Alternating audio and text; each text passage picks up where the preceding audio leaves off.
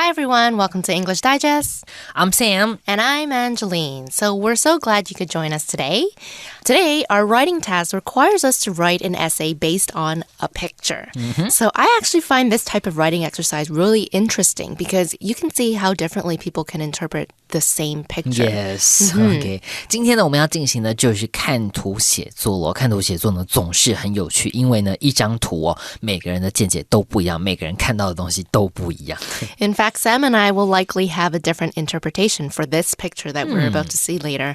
Before we begin, though, let's talk a little bit about priority seats, Yes. okay? You've probably heard this. Priority seats are all over the MRT, the buses, pretty much public transportation in Taipei, right? Yeah. So these are seats reserved for the elderly, the disabled, pregnant women, and people with young children. So if you're not sitting in a priority seat, would you still give up your seat to those in need? Yes, of course. Yeah, that's the thing I want to talk about. Even though you're not sitting in a priority seat, you should give up your seat to those in need and vice versa. If there's no one sitting, why don't you take the seat? Okay, so if the priority seat is empty, would you go and take a seat there? Yes, of course. Yeah, okay. So let's take a look at our writing exercise today, right? So along with a picture, you will also be given a short written prompt to guide your writing. So before we begin any writing exercise, we must read the instructions carefully so you know what you have to do. So let's take a look at the writing prompt for our essay today. OK, 好的，马上来看一下我们今天的写作提示了。他说呢，请仔细观察下方图片的内容，写出一篇120字以上的文章来描述图中的人、事物以及可能的发展。文章呢，需有合理的发展和完整的结局。So our picture writing for today requires us to write a 120-word article to describe what is going on in the picture, paying attention to details like the people and the surroundings, okay? So of course, the story you come up with has to be logical, okay? If you take a look at our picture, it wouldn't be reasonable to write a story about a boy budging in line to see the doctor because there is no evidence that the people are at a clinic or a hospital. Plus, it doesn't look like he's really budging or anything, right? So make sure you're not making up a story that has nothing to do with the picture. Yes, 好，没有错呢。看图写作呢，你可以天马行空咯。以前呢，我们有做过4张图的练习，单张图呢，相对于4张图限制又更少，你可以发挥的又更多了。但是呢，注意到呢，文章需有合理的发展，刚刚已经提醒你了，你的情节呢一定要合乎逻辑。例如呢，今天练习的这张图呢，就不会是在诊所或是医院里面候诊 ，OK？ 因为呢，你有看到它有呢不爱坐，有提把，有很多人在车上哦，所以它是在捷运上或在车上，这点记得留意哦，要合乎逻辑。And you also have to come up with an ending to conclude the story. Yes. So what do you think is going on in this picture, Sam? I think the elderly man is scolding at the young student because he's sitting on the priority seats. Oh, okay. So the reasonable guess would be that the young man didn't give up his seat to the elderly man because he was feeling sick, or the elderly man caught the young student stealing from the woman sitting next to him. Oh, yeah. I actually never thought about that. That's true. It literally could be anything. Yeah, because he kind of has his hand on his stomach, but maybe he's trying to hide the wallet that he stole from the old lady. Oh, there's a new twist to our story. That might be likely, yeah. Okay, so the picture writing exercise we did last month was based on a series of pictures. So we had to make sure we incorporated all the pictures into our story and then come up with our own ending. For this writing task, we are only given one picture. And like Sam said earlier, that means it kind of gives us more freedom, right? We have a little more freedom to develop your story. With one picture, you can decide to start your story with this picture as a basis, or use it to develop your plot, or even to end your story. For the purposes of this writing exercise, we can use it in the beginning or in the middle, since we actually have to come up with our own conclusion. So we can't have this picture as our conclusion. OK, 刚刚提过呢，单张图片呢会比连环图片来的自由哦，因为呢你可以自己决定这张图片要用在哪里，是在你故事的开头呢，是在中间，但是呢注意到你必须自己呢要想出一个合理的结尾，这个是我们文章的提示所说的。那在这边呢，情节呢就不受提示控制了。注意到呢，我们的提示有要求呢，这个除了结尾之外呢，也有要求你要描述这个我们图片里的细节，所以呢看到什么呢就把它加进你的文章里，不仅符合要求，也可以让你的文章更加丰富咯。 So we also have to come up with a main theme for our essay. Our writing has to have a purpose, right? Will the story be centered around priority seats and who these seats are reserved for, or about being ignorant and making assumptions? OK, 故事呢我们总是要有一个主题的哦。你呢可以环绕着不爱做这件事情讲啊，讨论呢这个不爱做应该是要给谁做，或是呢我们也可以讨论呢有些人虽然不是老人孕妇，但他可能身体不适哦，也应该要做不爱做等等哦，这些呢都可以当成我们文章的主题。那写作之前呢，我们可以挑一个主题哦，环绕着这个主题来进行脑力激荡。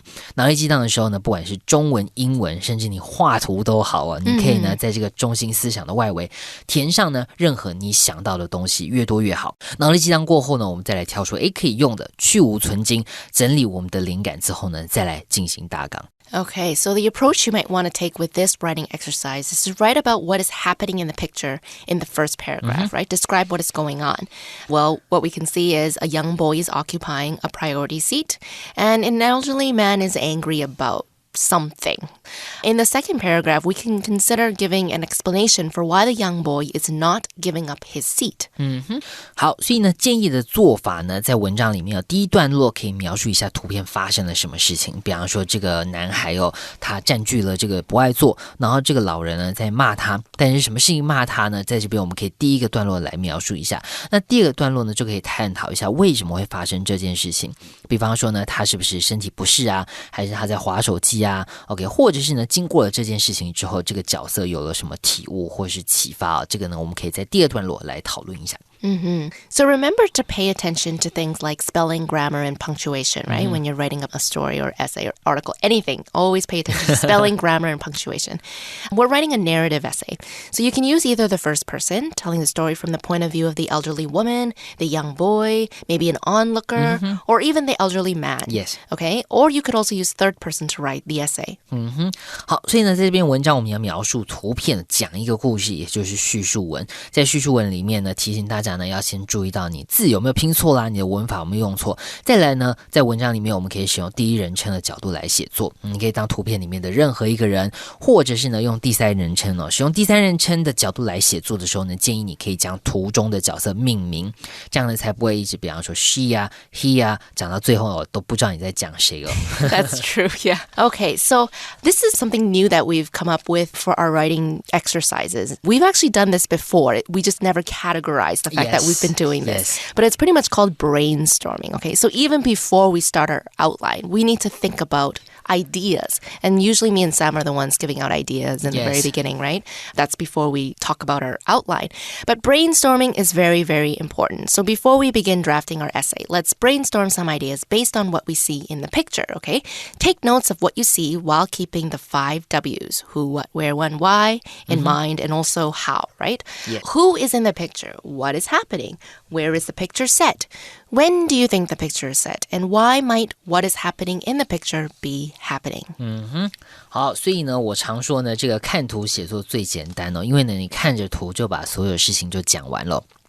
如果觉得很难呢，赶快先问自己刚刚 Angeline 提到的这几个问题是在哪里发生，什么时候发生，图片里的人是谁，什么事情发生了，为什么发生 OK， 这些问题问完了，其实你故事的时事人地物这些背景你都已经设定好了。然后呢在这个时候呢，我们可以刚刚讲到的，你有一个主题，环绕着这个主题脑力激荡一下，把你想到的事情记起来，加上呢我们刚问自己这5个 W 加上 how OK， 这些故事的背景呢其实你就已经设定好了。Okay, so the 5 W's may not be obvious in the picture, so you can actually use your imagination to answer some of them. So observe the subjects, okay, the people in the picture, and their body language. Okay, that's very, very important, especially the position of their hands, as they usually represent emotions and actions, okay? We can tell the elderly man is angry. Aside from the fact that he does not have a smile on his face, we can also look at his facial expression, right? But we can also look at his fingers, okay? One of his fingers is pointed. Now, usually you don't point your fingers unless you're angry or you're nagging someone or scolding someone, right? I wouldn't be like, oh, Sam, you're such a great guy, and pointing my finger. I might give him a pat on the back or something, but definitely not have my fingers pointed at him, okay? The boy looks like he has his hand over his stomach, okay?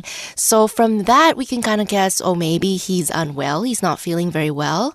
Maybe he's nervous, or maybe he's even embarrassed because he's occupying a priority seat. Yes. Or like Sam said, maybe he stole something and he's trying to hide it in his hand. Hide in the wallet. Yeah, so everyone's interpretation of these pictures may be different, but it's important to ensure, again, your claims can be backed up by the picture. Yes. OK, 所以呢 Angeline 在这边提醒大家了，在问自己这些问题哦，当你遇到困难答不出来的时候呢，可以呢多用你的想象力哦，多观察图片里的细节。比方说老人的这个手指着年轻学生哦，当你手指着别人的时候，应该是在骂人哦，不是呢在这个表扬他。表扬他的时候通常不会指着别人。那呢像学生的手他放在哪里？他放在肚子的位置哦，是怎么样？不舒服了吗？还是呢他是感到尴尬，还是他在藏什么东西哦？多观察这些细节呢，来回答刚刚说的几个基本的问题，马上呢就会知道我们文章要怎么继续下去咯。And we can also take a look at the brainstorming web in our magazine, okay? In the center, you'll see this theme the writer has decided on, which is invisible disability, also called hidden disability. Okay, it's actually a term that captures a whole spectrum of hidden disabilities or challenges that are primarily neurological in nature, okay? Okay, invisible disability 是看不见的 OK, disability 指的就是你身体的限制哦，所以呢看不到的这个你身体的限制，比方说你头晕啊，你哪里痛，或者是你失眠了，这些东西呢会很严重的造成你身体不适，但是在外观是很难看出来了。这时候我们就会说 invisible disability OK 是看不到的身体的状况。而在我们的范例的脑力激荡里面呢，作者就用这件事情来当做我们文章的中心思想咯。The next step is to write down any words that come to mind, okay? So when we think of invisible disability, what can we write?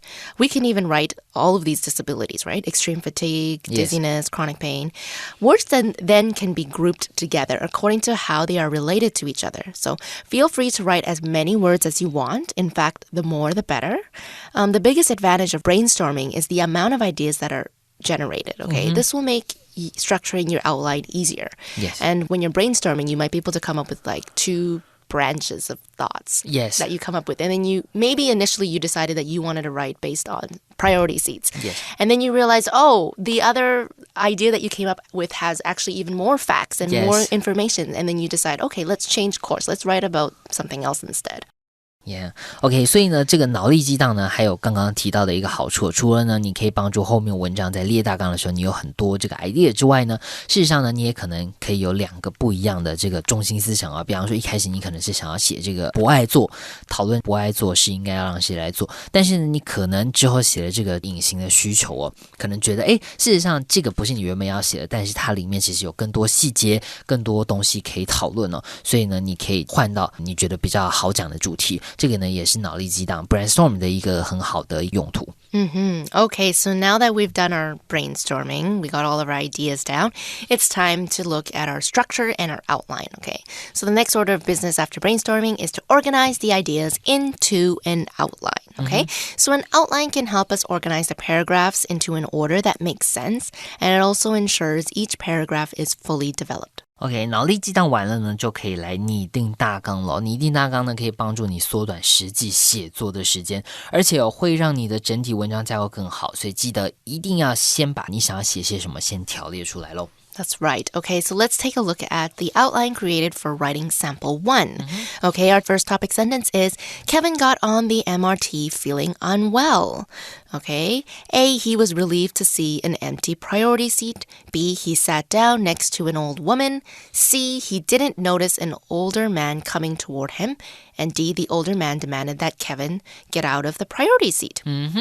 OK, 所以呢，在我们的这个范例文章1里面呢，它就是以这个刚刚我们讲到隐形的需求作为它的中心思想啊。所以在第一段落里面呢，它就先用这个主题呢开始来描述图片里面的事情。所以呢，马上我们开头第一段落的这个主题句，它马上就开宗明义先讲了 Kevin OK 他帮这个男学生这个主角命名哦 Kevin 上了捷运，然后呢他觉得身体不适哦，马上呢就先把主题点出来，然后呢他开始描述细节呢，他很开心找到呢有这个博爱座，他旁边呢坐了一个谁，坐了一个老太太。那呢当指着他骂了这个老人上车的时候呢，他没有注意到 OK 这个老人呢就很生气哦，就请这个 Kevin 呢离开博爱座。在第一个段落里面呢，这边我们就是马上把这个中心思想提出来，同时呢描述图片里面发生了一些什么事情。Okay, and the second topic sentence for the second paragraph is Kevin was too shocked to speak. Okay, I think, of course, he would feel that because an older man demanded that he get out of the priority seat. Okay, Kevin, he felt everyone staring at him, obviously, because this older man is making a scene in an MRT. Yes. And he told the older man he needed this seat because of his pain. Okay, so now we know why Kevin is sitting on the priority seat. OK，所以呢，在第二个段落里面呢，他就接续着讲哦，后面这个图片之后发生的事情哦。OK， 他感觉到这个很害怕，他不敢讲话了，讲不出话来，感觉大家都在看他。但是呢，他还是跟这个老人解释了，跟他解释说呢，为什么他要这个坐博爱座，因为呢，他身体真的很不舒服。Okay, and our conclusion, the older man apologized and went to find another seat. Okay, good for the older man. 好，所以在文章最后呢，我们要给他一个结论，一个结局哦，这是刚刚我们提示所要求的。在我们的范例文章里面呢，最后这个老先生呢就理解了学生的理由，理解他身体不适，跟他道歉，并且去找其他位子咯。So from this outline, we can see our story begin to take shape, right? We can go back and look at whether we've included everything so our story makes sense. We can also see where we need to cut information or find places where more information is needed. 写作呢很常需要回头去看看哦，你可以看看哪里少了，哪里多了。那大纲的好处呢，就是你回头要改，不用改这么多。如果你劈头就开始写，写到后来，你回头要改就要费很大的功夫了。所以呢，提醒大家记得先拟定大纲，可以帮你省下很多时间哦。So now that you have your introduction, your conclusion, and an outline, writing the body of the essay should be fairly straightforward, okay? All you need to do is expand the ideas in your outline. This involves making paragraphs that not only flow from sentence to sentence within the paragraphs, but also between each paragraph. So you can do this with the help of transitions. Okay, so now that we've done our brainstorming and our outline, and I think we pretty much know what we're going to do, we should take a quick break because my brain is fried from thinking too much.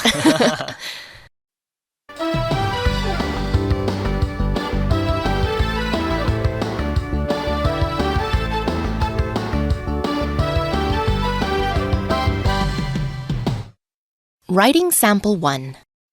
Kevin got on the MRT this morning already feeling pain in his joints. He was relieved to see an empty priority seat. He sat down next to an older woman, who smiled at him pleasantly. Kevin was so relieved to sit down that he didn't notice an older man with a cane coming toward him. "Excuse me, boy," the man said, making Kevin look up in surprise. "Don't you know this seat is for the elderly and disabled? It's not for lazy students to lie around on. Move aside." Kevin was too shocked to speak at first. He could feel everyone in the car staring at him, expecting him to get up. Finally, though, he found his voice. "Sir, I need this seat. I have a disease that leaves me in constant pain. I may not look disabled to you, but I am." The older man flushed in embarrassment and mumbled an apology as he went off to find another seat. Okay, so aside from priority seats in the MRT, buses, and also auditoriums like theaters and, concert halls, you can also find priority queues and even priority bathroom stalls. Oh.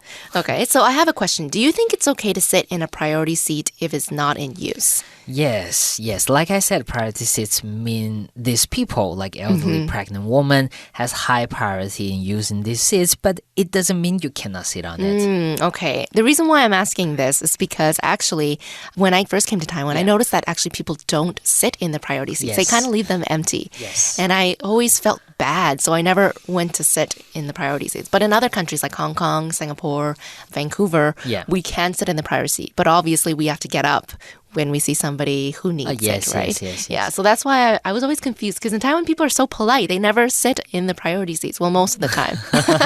I actually avoid sitting in these seats because it can be quite awkward to offer your seat sometimes. Yes. Like, what if you mistaken a woman for being pregnant and she's not pregnant? Okay, that is pretty insulting. That's super awkward. Yeah, I found the same thing. Like when you are like offering seats to these people, sometimes you will be thinking like, is she pregnant? Yeah. Or like, is he old enough to...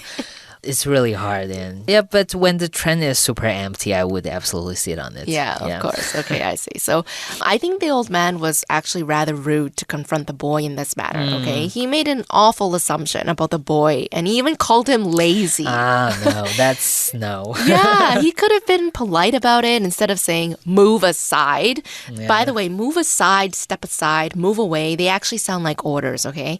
And you might have also heard out of my way and get out of my way. Move. Yeah, these are not very polite ways to tell somebody to give way to you, okay? Keep this in mind, okay? Because it's very important. Instead, you can say, excuse me, can I get past? Or actually, excuse me or pardon me is usually good enough because, you know, it's quite obvious that you want to get past. Yes, that's very important. 好，所以呢，看到文章里面呢，他讲说这个 move aside 或者是 step aside， OK， 闪边去哦，这个是非常粗鲁，感觉是吵架才会讲到的。所以呢，在外面，当你遇到有人要借过，或者是呢你要请他让座的时候，不要讲 move aside 或 step aside， 这个感觉是你要打架了。如果呢你要礼貌一点呢，其实你跟他說 excuse me 或是 pardon me 就很够了。OK， 大家就知道你想要做什麼了。Yes, and also, please do say excuse me or pardon me. Don't just push because this happens a lot to me in Taiwan. People love to push. Okay, instead of saying anything, they just push, which I think is probably worse than move aside or step aside. Yeah. Okay, and the word disabled is used to describe a person who has a physical or mental disability. This means they are unable to perform one or more natural activities, like walking. If you have a physical disability, that means it might prevent you from walking properly or walking steadily, or seeing, okay? So that's what we say, disabled people. OK, disabled 就表示呢有障碍的，你可能是比方说无法行走啊，听不到、看不见等等。Is it implied to call people disabled? I know there are words like physically challenged or mentally challenged. Would these be better words to say? Yeah, so I actually had to look this up with the Disability Association, and every country kind of has their different way of, you know, how they approach talking about people with disabilities. This is probably the safest way to talk about them, which is people with disabilities. Okay, people with disabilities. Yeah, we don't say, some people don't like the disabled because you're labeling them, and definitely don't say anybody like retarded or say, so you always go with people with blah, blah, blah. Okay, so people who are blind. Okay, that is a better way to say somebody who is disabled. Yes. Yeah. 所以呢，当我们要讲说这个别人是有障碍的，比方说我们刚刚讲说他是看不到或听不见等等的，注意到呢，我们尽量不要直接讲说他是 disabled 的 ，OK， 因为你表示说他是不能做到的，表示他能力有问题的，这个是比较不好一点的说法。所以呢，你最好的说法直接就讲说people with disabilities, OK, 是有困难的这个人，比方说他有什么困难，尽量用这种比较婉转一点的说法，会比较礼貌一些。In Chinese, do you guys differentiate between, I mean, is there a better way to call people who Yes, yeah, because you probably like say 残障, but we avoid using like 残 because it's a bit like disabled, like you cannot do it. So you probably say like physically 身障 or like, yeah, or mentally, yeah, 身心障碍. You probably wouldn't say like you're 残障. Yeah. I see. Okay. And even some people don't like the term special needs. Yes. Yeah. So they want to be treated equally. So it's really hard. It is. Yeah. So you know what? Just call their name. Yes. If you know their name, just call their name. And also don't call people handicapped. You can say handicap parking, but don't call people handicapped. That's not a good way to call people. So obviously, after the boy explained his reason for occupying the priority seat, the man was embarrassed, right? He mumbled an apology. To mumble something means to say something quietly in a way that is unclear, making it difficult for people to know what you said. That's kind of like mumbling, okay? You're talking in an unclear way, and it's kind of difficult for people to know what you said. You're not enunciating. Okay. Now, Jay Chou, my favorite singer, he is known for mumbling in his songs, right? Yes. Mumble 就表示呢含糊的说话。你想象一下周杰伦唱歌的样子，就很清楚了。那个呢就是 mumble. Okay, so now let's take a look at writing sample 2. Writing Sample 2. On his way home from school, Rupert was sitting in a priority seat. In fact, he always did so because of a back injury he'd sustained earlier in life. On this particular day, however, an elderly man got on the train seeking a priority seat for himself. Upon seeing a young man in a seat he believed rightly belonged to him, he started shouting. He insisted that Rupert stand up and respect those who actually needed the priority seats. With everyone staring at him, Rupert explained that an old injury made it difficult for him to stand for long periods. Though his problem wasn't visible, he also needed to use the priority seats. The elderly man turned red with embarrassment. He quietly apologized, telling Rupert he shouldn't have judged him by his appearance. By this time, the train was approaching its next stop.